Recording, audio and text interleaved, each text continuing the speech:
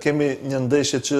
nuk u përfundua si gjithë ndeshjet tjera, ajo në orë që u zhvilluan ndërmjet Voskës dhe Vardarit u ndërprej në minutën e 76, u tërhoq ekipit dhe më nuk u kthye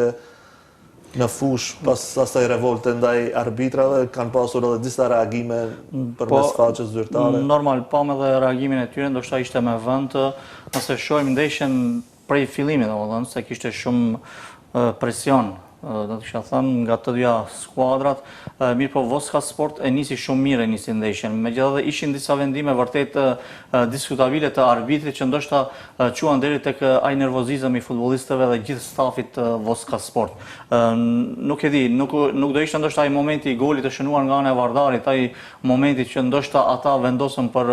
t'u larguar nga ndeshja dhe për të ndërprerë ndeshjen, pasi që paraprakisht kishte disa momente shumë diskutabile, goli anuluar, penalti që kërkonin thuja futbollistët e Voska Sport, dhe ndoshta gjitha këto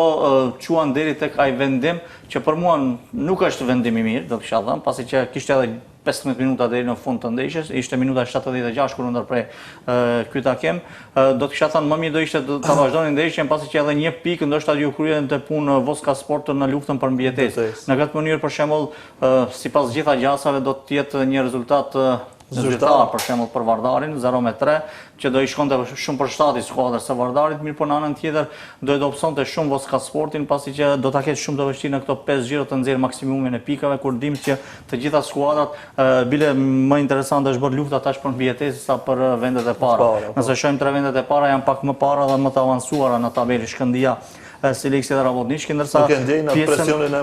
pjesa e poshme të tabeles, nëse marrim edhe 29 pikë duke filluar prej te Vardari, nëse nuk i llogarisim 3 pikë që duhet ndoshta t'y jep Federata e Futbollit, atëherë sinqerisht 5-6 skuadra janë në luftë për mbijetesë dhe do jetë shumë interesante deri në fund, pasi që përballen njëra me tjetrën deri në fund.